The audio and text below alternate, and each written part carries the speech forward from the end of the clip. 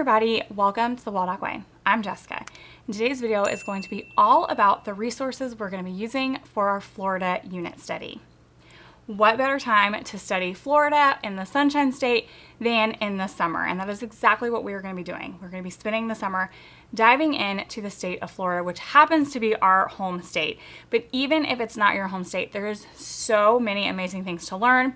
So if you are looking to add some Florida resources to a Florida study, or even just a United States study that you might be doing, I have a lot for you.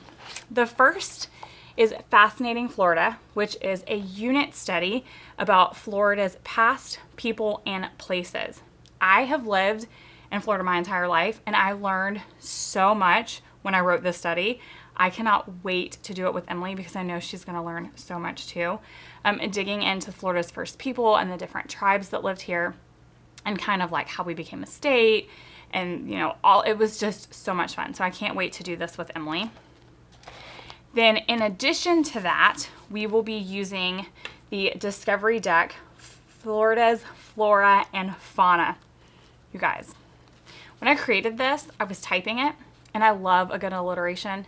So naming it Florida's Flora and Fauna sounded like a great idea.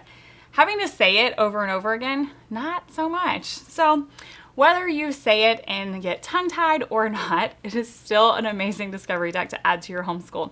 It is 20 questions that are all about Florida's plant and animal life. And I can't wait to do this with Emily because even though she's lived here her whole life, I know that there's still going to be so much that she can learn about the plant and animal life literally out her back door.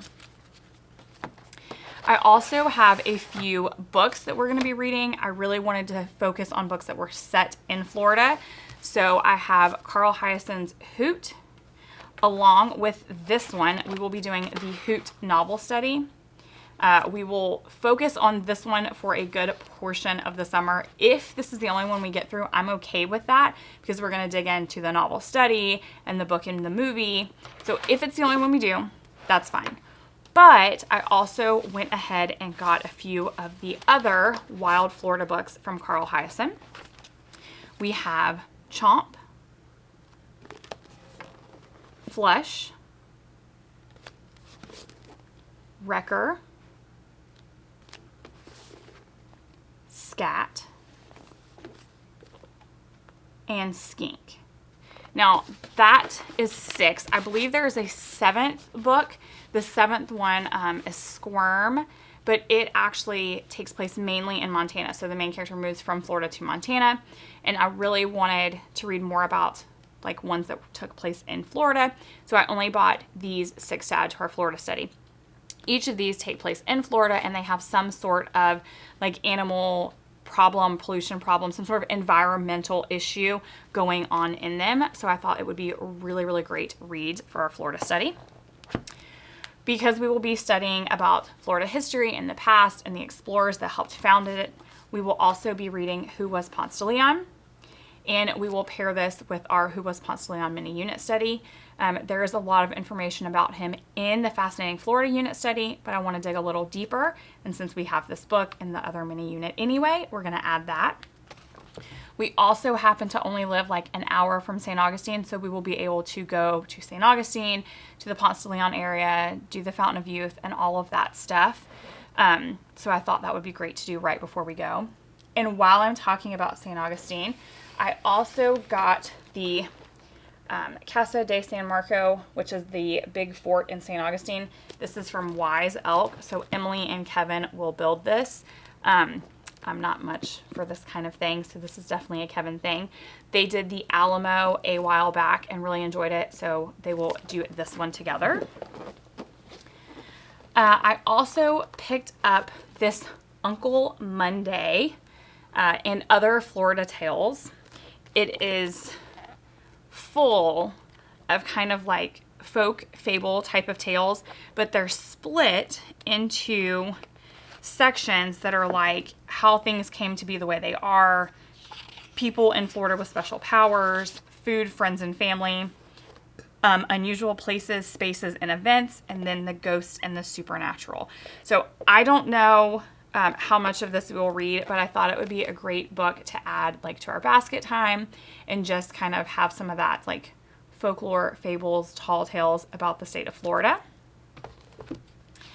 And then in Fascinating Florida, there are a few different pages, one of which is an animal research log, which obviously Emily could do her own research to go along with this, but I thought to make it easier and have a little bit less screen time, I picked up this Critters of Florida book. The fact that it's small and cute is just a bonus because Emily loves anything small and cute. But it's a pocket guide to animals in your state. And so there is a picture, kind of like a did you know about this, and then all of the information on the other side with its size, habitat, where it's found, food, mating, den, young, predators, tracks, and more. So I thought this would be a great way for her to do multiple of those animal research pages. Like I said, without having to use a screen, she can just source the information from this book. And then we are hoping to do a lot of field trips. Obviously, the field trips are included in Fascinating Florida.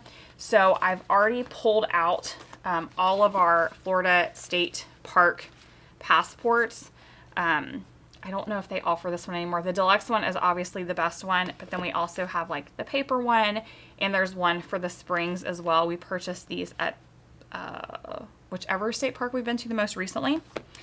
And I've already pulled our state park maps. This has all of the different state parks. We have 2 of them. That way we can kind of look and do some geography as far as like where we're going and where we're driving and what's the closest to us. I'm kind of going to put like a bag together for when we go on field trips so that we have all that with us. While we're doing that and any nature walks we might take, I also have these pocket naturalist guides that I picked up for the state of Florida. So we have Florida wildlife, Florida birds, Florida reptiles and amphibians, Florida butterfly and pollinators, Florida's freshwater fish, Florida's invasive animals, Florida's seashore life, Florida's trees and wildflowers, Florida palms, and then Florida's invasive plants. And these are like really heavy duty and laminated, and then they open up and they have pictures and information. So we can like easily throw these in a backpack or take one with us. I think they'll make really, really excellent additions to nature walks around our state. That way we're getting in more information. And again, we don't have to turn to our cell phones. Not that that's a bad thing, but I don't want to have to depend on screens quite as much. And then I have just a few games. There's not nearly as many games about Florida as I would like, but I did pick up the few that they have. This is a Florida card game. So there's a few different ways you can play it. Memory is the most common way.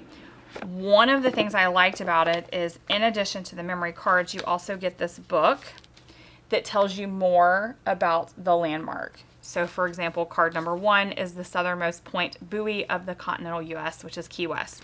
And then there's like 5 different facts about it. So here's some more examples so that you can learn even while you're playing memory. I also have Top Trumps Florida and Florida-opoly. Now, Fascinating Florida also has some games included with it, so we'll obviously be playing those too. There's an animal memory game, a Florida history game, Florida's Jeopardy, and like a trivia game that's based off of the reading from that. So we'll be playing those in addition to the other games that we have as well. If you have any amazing Florida resources that I missed, please let me know down in the comments so that I can add it to our upcoming Florida unit study.